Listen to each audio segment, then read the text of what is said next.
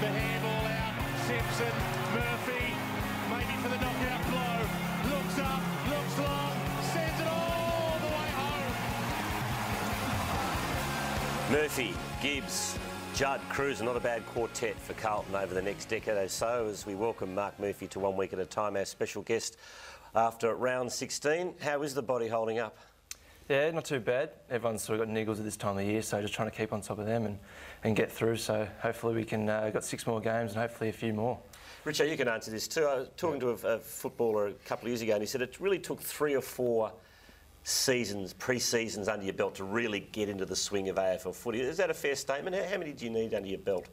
Yeah, I think most guys do need at least 2 or 3 before they really find their full fitness and their body can stand the rigours of training day in, day out. They do ease them in a lot better now. Back when you first started, everyone got flogged. You get flogged, and if you broke down, it was bad luck. But they're really smart now at bringing the guys in and just easing them into the workload, because it is hard work, isn't it? Straight up. Yeah, it is. I know when I started before Christmas, they eased you in 2 or 3 sessions a week. You train for half an hour, just get you through. Yeah. So they're pretty wary with young guys with their osteitis pubis and all that sort of stuff. So eased in pretty well, and now it's my I've had 3 pre-seasons and starting to get the benefits out of it now.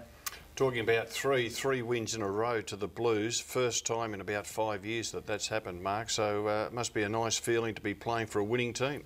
Yeah, it is the first time since I've been there that we've had 3 in a row. So it's always a good feeling coming in on the Monday after you've had a win and going through the review, and you're not going to get sprayed too much, which is good. Yeah, Mark, the recent admissions of Scotland and Stevens, has that been a big statement for the rest of the guys as to what's expected? Yeah, I suppose it is. Scotto and Stevo are in our best 22, but if you're not doing the things that the coaches expect of you, you're going to find yourself on the fringe. So they've gone back, and Scotto came back into the side on the weekend, and hopefully Stevo's only will come back this Friday night. But yeah, it's just I suppose a lesson for all the young guys. You've got to do all the team things and all the right things to make sure you get in the game each week. Yeah. Speaking of lessons for young guys, what was your initial reaction when you were told that Chris Judd had agreed to come to Carlton? And what was the first time you met him like? What sort of advice, what's the best piece of advice he's given you, and what was it like to meet him for the first time, and how has he been able to mould and guide you and Bryce Gibbs to a certain extent? Yeah, it was great. Obviously, I'd watched a fair bit of him growing up as a teenager, watching him play footy and seeing him perform on the big stage was pretty special to watch. So to have him out there in the middle with you every game and be able to talk to him, week to week and pick his brain a bit, he's great. Got some great knowledge on the game and helps out guys like myself, heaps. He's a great role model. What's the best piece of advice? Probably the professionalism, just to make sure you're ticking every box and doing everything right all year round, I suppose, to make sure your body's right and get the best out of yourself, I suppose. Yeah, Juddy, one of the best area of his game is obviously his work around the stoppages. At a stoppage, as another on-baller, does it give you confidence to be able to maybe push forward and roll the dice a little bit, knowing how good he is at winning it in close? Yeah, I suppose he's that good in contested ball and always gets heaps of contested ball every game. So, but we're trying to help him out by guys filling in that spot as well, and not just leaving it all up to him to get the hard ball and for all of the other blokes to be receivers. So we're trying to get in there and get the ball out to him because he's such a dangerous running player as well. So we need him on the outside doing those special things that he can do. If Chris Judd wasn't captain of Carlton, who would be? Yeah, it's a good question, that one. Not too sure. We've got a lot of young guys there in the development group at the moment that are developing our leadership as individuals. So hopefully Joe's there for another 5 or 6 years being a leader, but someone will step into that down the path. But yeah, I'm not too sure really. Now I saw you play on Saturday, and against Sydney, the Blues were 4 goals at half time. They played dreadfully. And then you go out and kick 15 goals in the second half to turn it completely around. A lot of changes were made by the coach, and they needed to be. Can you tell us what was mentioned at half-time? Yeah, well, at half-time, Mark Riley called us in as a midfield group and just said that we weren't working hard enough both ways.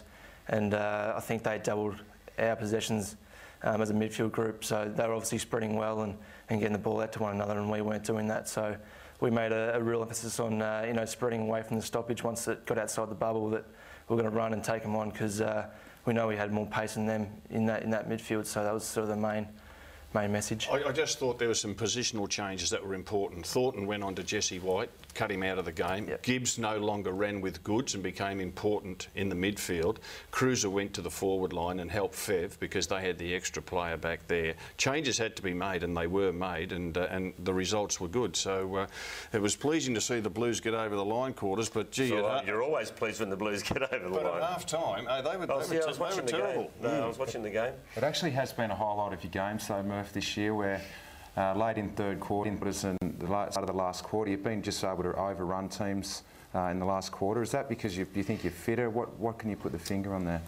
Yeah, I'm not too sure. I think we're getting fitter as a group. We're starting to mature. I'm in my 4th year, and other young guys have had 2 or 3 pre-seasons as well. So we've just got that belief now, I think, that we can run over sides. And now that we've been winning games of late, that we know we can win games, whereas in the past few years, we've probably struggled and haven't been able to close those games out that we should have. So it was a good sign the weekend that we had our backs against the wall at half-time and playing pretty ordinary footy to come out and kick, plenty of goals in the second half was pretty good signs. How hard did the Brisbane Lions court you, and how tough a decision was it? Why did you go with Carlton? Yeah, they courted me pretty hard. I was pretty keen to get up there. I was 16, 17, and they sort of made a few intentions that they were going to take me, and I was wrapped being a young kid, just wanted to play AFL footy. Yeah. And then... So names like Matthews and Voss spoke to you and took you out for lunch and that sort of thing? Yeah, took out for that famous lunch and dinner and all that sort of stuff. But they've got some great people up there, and obviously great players that have played in a lot of premierships, so it was pretty enticing to go up there. But I was fortunate enough that there was a lot of Victorian-based clubs down the bottom, and I was able to play all right in my TSC Cup year, and got the chance to go to Carlton, and I'm pretty happy where I'm at. We get the feeling that particularly early on, Rob, the players weren't too happy with the decision, were they? And they made life pretty tough for you a couple of times. Did they have a go at you? Because I got the feeling they were annoyed you didn't decide to go there. I admire you for staying in Melbourne, but were they a bit dirty on it? Oh, don't know, you have to ask them, but every time I play Brisbane... They roughed you up a bit. They normally get into me a fair bit, so... the big man getting into you there. It's all a bit of fun. I know Brownie off the field, he's a good fella, so it's just one of those things. But I enjoy playing Brisbane. It's good to have a crack against them. This is when you did your shoulder, wasn't it? Yeah, that was first year, did my shoulder, but yeah, probably made me better, maybe probably a bit more stronger knowing that I can sort of get over an injury like that. Did Dad have much of an influence? Does he tell you what a good footballer he was? Have you seen much of him play? I know all the time. He doesn't talk too much about his own football. He obviously played a fair while ago. I haven't seen any footage really, so pretty faint to watch it. Have a look at him. He always had the socks down. He was a good player, Rob, wasn't he? He was a terrific player, your father, and he captained Fitzroy for many years. He was a regular Victorian player, best and fairest winner. He did the lot. And sentiment. And I see a bit of you in him, Mark, when I watch you play. And, yeah, he was a terrific player.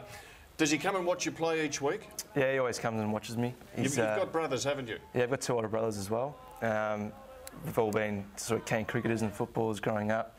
So Dad loves watching us play footy, and he's always there every week, and he's always got some words of encouragement, always tells me what I'm doing wrong as well. So it's good that you can sort of have the coaches pretty much every day to talk to, but also have Dad to get back and have some words of encouragement or some negativity, which goes a long way.